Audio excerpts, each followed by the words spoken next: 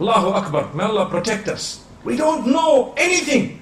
We have no clue. Let me give you one other example. This I was told by one of the mashayikh. He says, there was a man who was fulfilling salah. And he was an irregular, but he made his tawbah and he came to the masjid. So he arrived at Salatul Fajr. And I hope, my brothers and sisters, that not a single one of us misses Salatul Fajr tomorrow morning. Is that a promise? By the will of Allah. You know, inshallah means 2-3 things. I'm sure you're aware. If you say inshallah, then you say, are you coming to my house? I say inshallah. Then when they don't come, you say, did I say yes? I just said inshallah. You got to say yes, inshallah. So are we ready tomorrow morning, Fajr? And the other 4 salahs as well. MashaAllah. Not just Fajr. Okay. So this man walks in for Salatul Fajr and he's standing. And the Imam starts reading Surah Al-Baqarah. Okay. He reads Surah Al-Baqarah. And it's a nice long surah. You know, Surah Al-Baqarah is very long. So this man is standing and he's thinking, hey, this Imam is reading long. Now, one of the cries of the masjid, my beloved Imams who lead the salah, do not over-lengthen your salah. Stick to that which is sunnah. And understand it. And realize that when you lengthen your salah, sometimes you are discouraging the weak ones behind you from coming for the next salah.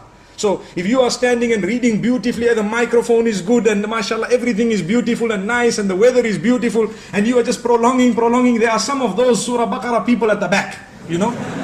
So you need to remember they are still a bit weak, you know. So that is one of the cries of the masjid is, you know, calm down, cool it a little bit. Maybe you rather read a bit shorter so they come back.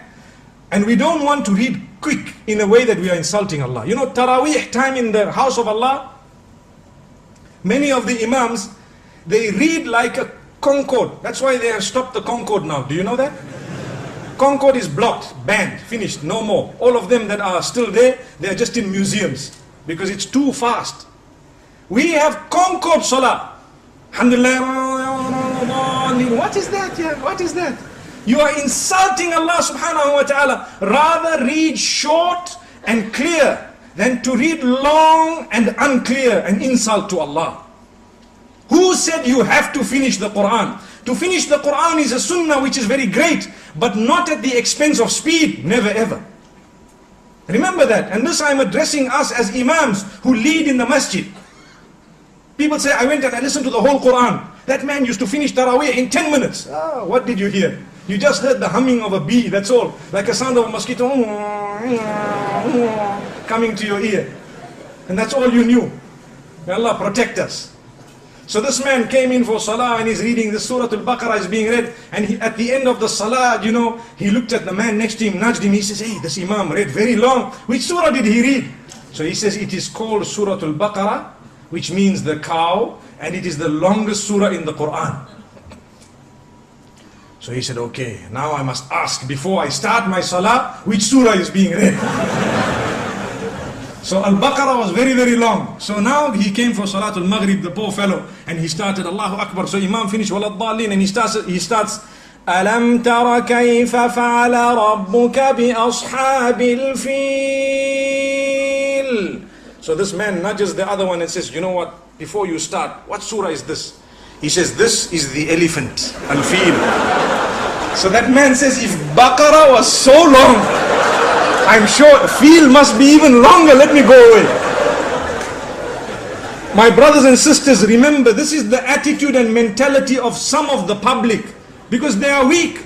So he says, no, this is one of the shortest surahs in the Quran. The reason I'm saying this, many reasons, there are many benefits for all of us, but one of them is, we have not yet made an effort to know the surahs and their meanings. That is why we do not achieve the sweetness within the salah. I have had occasions where I have led personally some long salawat of Salatul Fajr, and some people have come to me and told me, Sheikh, you should have read even longer, the meaning was so powerful. Subhanallah, that is the type of statement we need. But we don't know the meaning, we're not bothered.